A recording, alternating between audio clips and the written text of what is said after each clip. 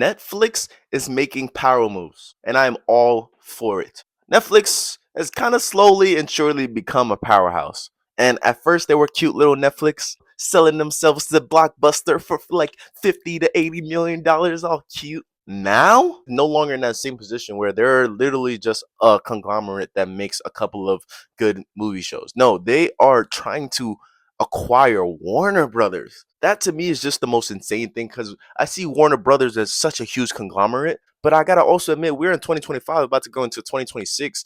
The digital age is here, baby. In Chat GPT, we're talking streaming services, we're talking streamers, we're talking a shift in the overall dynamics of the space that we live in. And Netflix is now taking that chess move to say, checkmate, motherfucker. We're at the top. And it's crazy to think to me at some point, like Blockbuster was at the same point. And now Netflix is capitalizing off of it. However, my fear is that it's also going to fall to the same mistakes that Blockbuster has. It's going to get greedy. They're going to try to expand into things that they really have no business into and that may or may not predict their downfall. At the end of the day, they were just a small player, but they're slowly turning into a big player. And it makes me excited because one, I have Netflix. Motherfucker, I'm going to be watching everything on there. But two, it makes me realize that acquisitions are such an important part in a business's life cycle because it's taking the step of saying we already know how to do our own shit.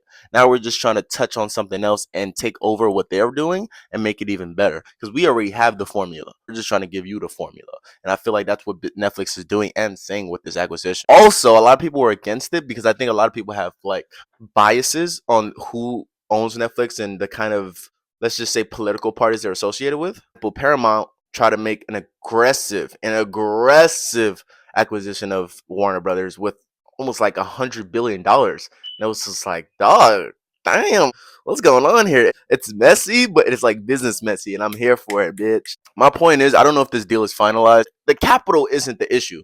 Netflix has the cheese as well. So it's like, it's not the question of capital, it's the question of development, growth, and also, improvement. Can they take the material that Warner Brothers has been building for over a century and bring it into this conglomerate that's been around for less than 25 years? It's interesting. And I think that's kind of what makes it so interesting. Like, you got this baby company that's only been around for so long, and you got this massive company, and now this small baby company is almost taller than the parent. It's interesting. It's interesting. It's a power move. It definitely is a power move because with this acquisition, Netflix will own 45% of the market share when it comes to digital streaming services. That's nearly 50%.